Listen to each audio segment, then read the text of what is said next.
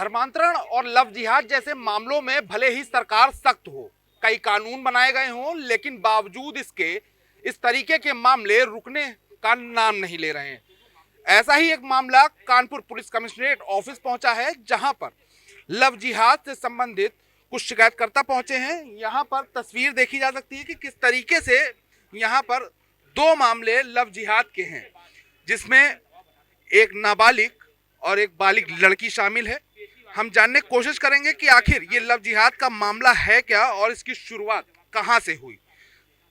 ये लड़की के पिता हैं और सेना में भी हैं। इनसे भी पहले बात करेंगे कि आखिर मामला क्या था, क्या मामला है। सर बहुत दिन से मेरी बेटी को परेशान कर रहा है। दिन डेली हमारे फोटोज देख ली जाए, रास्ते की फोटोज देख ली जाए कि जिस रास्ते से हमारी बेटी जाती है, समर और नवाब अली दोनों हमारी बेटी को बहला फुसला करके अपने धर्म में अपनाने की कोशिश किया। उन्होंने ये भी कहा कि हमसे दोस्ती बनाए रखो और बनती रहेगी तो हमारी तुम्हारी आगे चल करके हमारे धर्म में आ जाओगे तो आपको जन्नत मिलेगी। किस तरीके से उन्होंने आपकी बेटी से संपर्क किया है?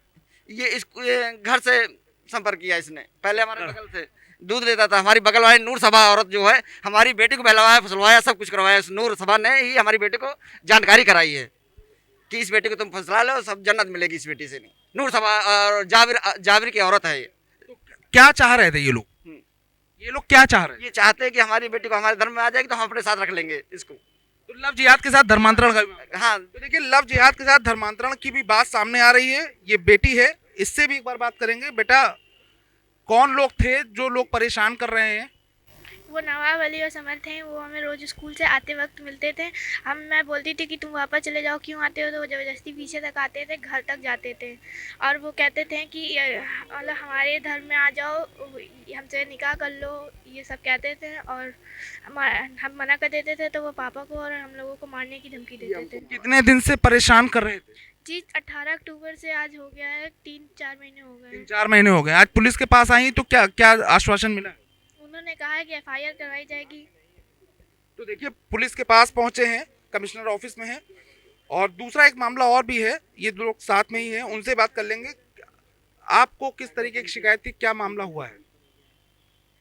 सर उसने क्या बोलते हैं, हमसे कहा था कि हम तुमसे शादी करेंगे और अब शादी का झांसा देते हुए हमसे 5 लाख रुपए मांग रहा है। और क्या नाम है उसका? उसका नाम, घर का नाम बउआ है और वैसे उसका नाम अकील है। आपको इसकी जानकारी कब हुई?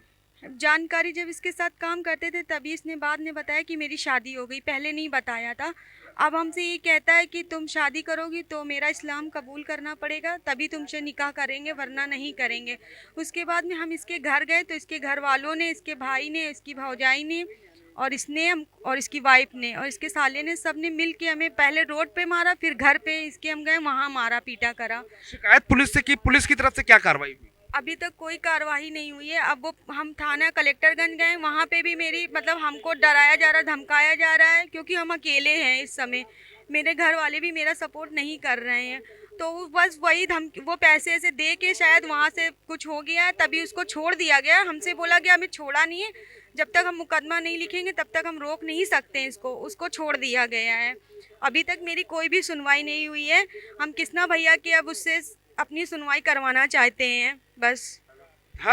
धर्मांतरण और लव जिहाद दोनों ही बातें इस पूरे प्रकरण में निकलकर सामने आ रही हैं। हमारे साथ हिंदू संगठन के नेता भी हैं, उनसे बात कर लें, क्योंकि ये दोनों ही केस उन्हीं के माध्यम से कानपुर पुलिस कमिश्नरेट ऑफिस तक पहुंचे हैं। कृष्णा, आज आप इन मामलों को लेकर पुलिस कमिश्नरेट ऑफिस आए हैं, क्या लग रहा है, किस तरीके का मामला है, क्या चल रहा है?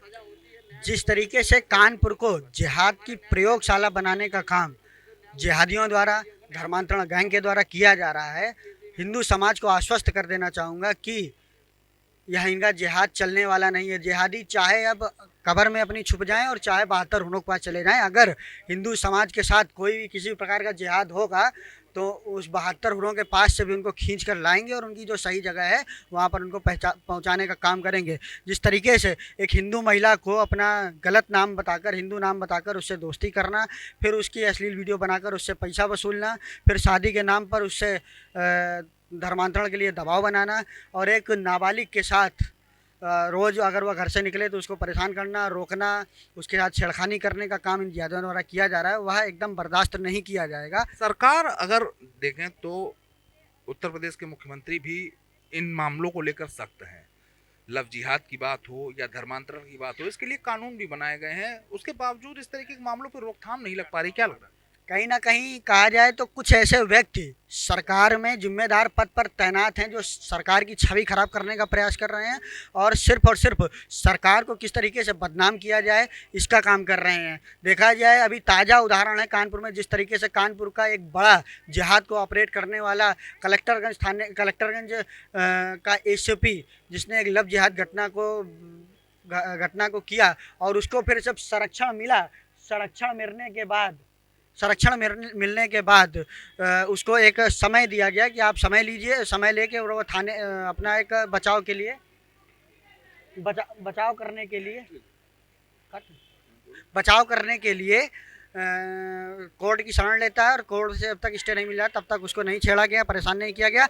और अब उसी के साथ इस जिहादी के साथ भी उसी तरीके की उसकी मदद करने का काम किया गया है, इन जिहादियों की भी संरक्षण देने का काम किया गया है। अब कानपुर बर्दाश्त नहीं करेगा इन जिहादियों को, उनको उनकी जगह पहुंचाने का काम करेगा। दो मामले आए थे, तो एक में साफ साफ दिख रहा है कि कन्वर्जन के लिए बात हो रही थी, तो वो हम लोगों ने एसीपी को जांच दिया है, गहराई से जांच करके फिर उसमें कड़ी कार्रवाई कराएंगे।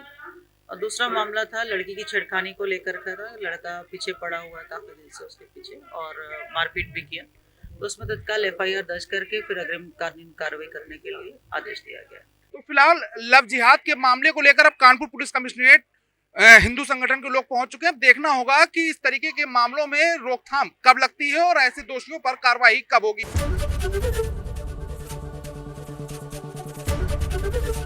ABP गंगा, खबर आपकी, जुबान आपकी।